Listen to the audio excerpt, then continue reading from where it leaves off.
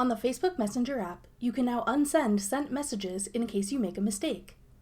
I'm Jessica from techboomers.com, and in this video, I'll be showing you how to unsend messages on Facebook Messenger. Now let's get started.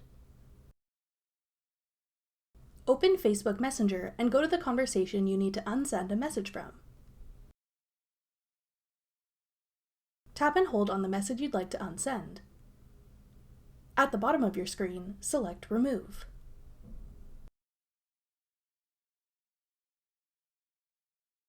Then tap Remove for Everyone.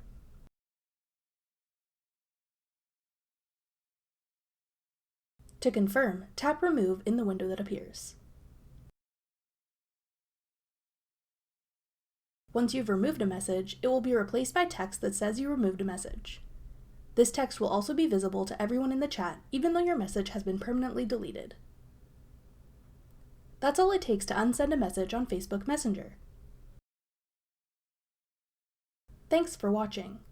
If you found this video helpful, we'd love it if you'd hit the thumbs up button below. Check out techboomers.com for over 100 free courses on all of today's most popular websites and apps.